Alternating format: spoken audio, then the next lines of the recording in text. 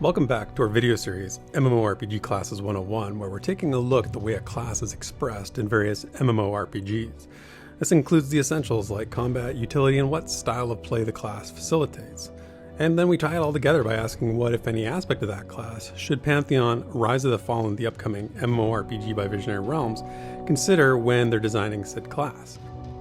Of course, it's a subjective opinion and in no way any kind of definitive guide, rather just an experience that I had with the class in the game in question. So my name is Therek, Scholar of the Bow, and this is my take on the Ranger class of Dungeons & Dragons Online. The most important lesson is it's not a rogue if it doesn't use daggers. Remember, wizards, when it comes to fireballs, size does matter. Alright class, settle down. It's time to learn to die like a ranger. Jimmy, get the glue out of your mouth. Today we're going to be talking about the eternal honor of the Paladin. Attention class, please be seated. One of the difficulties about doing a video like this for DDO is that we're really talking about the class design of D&D in general. From which base statistics are meaningful to how the dice roll mechanics operate and to the skills and feats of a class. They all emanate from various D&D rule sets over the years and are implemented in DDO in various ways. So to provide a critique of that would be sort of misguided. Rather, I'll focus on how close of an experience the DDO Ranger provides to the pen and paper D&D Ranger. Is this the ideal Ranger? And if we're being honest, D&D's design is the foundation for a lot of other games' class design over the past 30 years. My recent experience with Dungeons & Dragons Online consists of playing two different Ranger types. Firstly, a Tempest, which I took to level 6, and secondly, an Arcane Archer, which I played to level 4.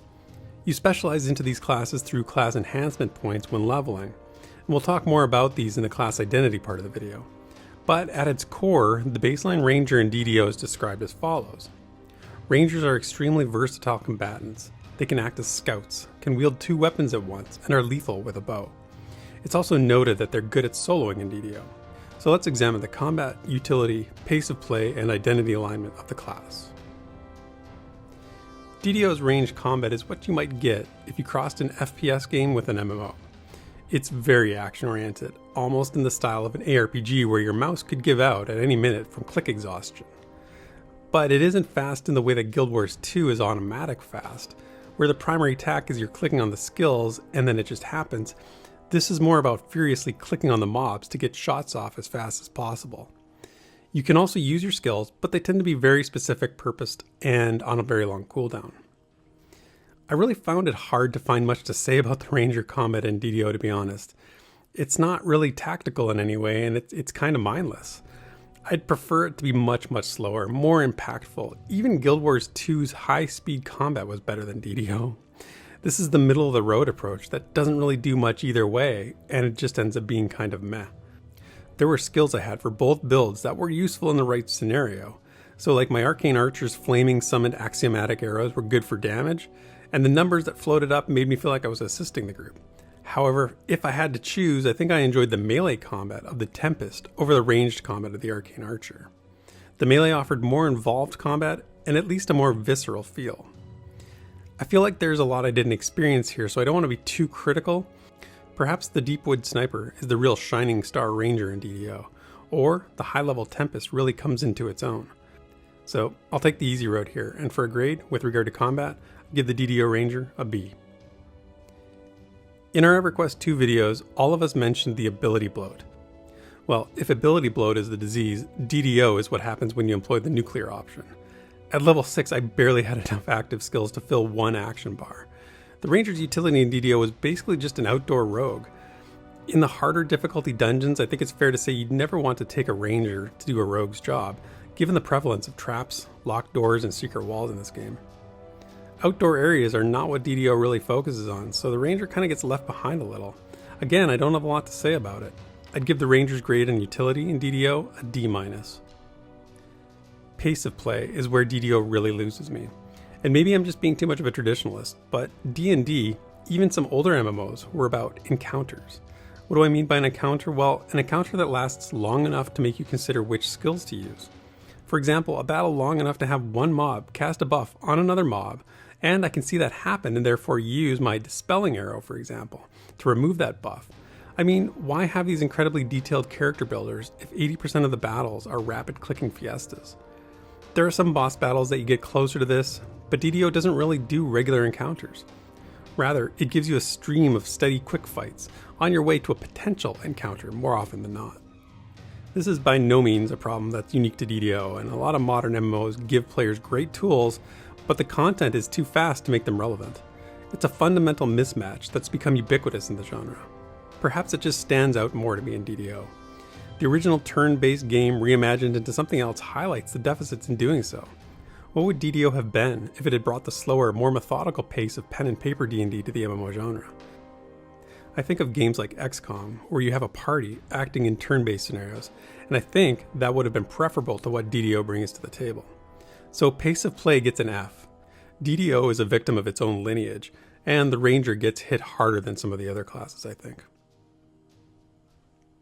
As noted earlier, Rangers can be one of three types in DDO: Tempest, Arcane Archers, or Deepwood Snipers. The Tempest are described as dynamic Rangers who have more skill and expertise in fighting with a weapon in each hand than anyone else. Constantly training, they can eventually become Tempests of whirling steel.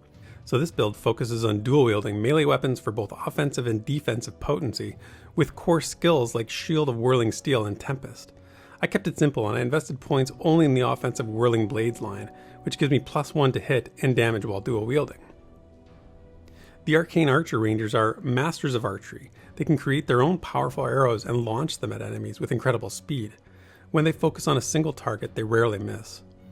In this build, I spent points on Flaming Arrows, an always-on enhancement, giving my arrows 1d8 fire damage. Conjure Arrows, which creates stacks of +1 arrows, and True Strike, which allows me to perform a ranged attack with +20 to hit. I further enhanced my arrows with Morphic Arrows, giving them bludgeoning, piercing, and slashing damage. And finally, I put points into Dispelling Shot, which deals damage and removes beneficial effects from the target. The other main type is Deepwood Sniper, which I didn't try. They're described as stealthy rangers who are incredibly skilled in archery and capable of amplifying the destructive power of their arrows. They also make very good scouts. This leans into what I think is one of DDO's class design strengths. There's a ton of customizability for each class, and while the differences are significant, they retain their primary flavor of the class. The bow is the focus of two of the three types, and the other is a dual-wielding melee class, both staples of the ranger archetype. There isn't a healer-type ranger or some sort of jack-of-all-trades that you see in some games. You could feasibly build a much more melee-focused ranger, perhaps one with defensive feats, or a spell power-based arcane archer. This goes very deep in DDO and way beyond the scope of this video, but I applaud DDO for giving the classes the ability to fine-tune their skill set like this. So class identity for the ranger in DDO gets an A. This is how you do individual variation without class homogenization. The Pantheon Ranger, as it's described at pantheonmmo.com, like most high fantasy class design, has shades of D&D. It's a class that excels at mixing ranged and melee with skills like Engage and Withdraw. Ferocious Assault, where the Pantheon Ranger unleashes a double-bladed fury, is akin to the Tempest's skill set. And with that, I think Pantheon has enough of the DDO Ranger already. As I said with the class identity, I think with Pantheon's Mastery Point rarity, you can achieve some of the diversity DDO achieves. By having to decide where to allocate your scarce Mastery Points, you can perhaps improve your Ferocious Assault. Or maybe you opt for a more Arcane Archer style by putting points to a skill like Fractal Arrow that shatters on impact and causes bleeding damage. So you don't choose the template at the start as you do in DDO, rather you build it as you go. So taking all of the above into account, for an overall grade, I'm giving the DDO Ranger a C+. It's not that I didn't enjoy playing the Ranger in DDO, I just feel like it's a heavily watered down version of what it could be in a better context. If DDO wasn't so action oriented, it would shine. So perhaps stick to your graph paper, dice rolls, and Mountain Dew for a solid D&D Ranger. Until next time, cheers and thanks for watching.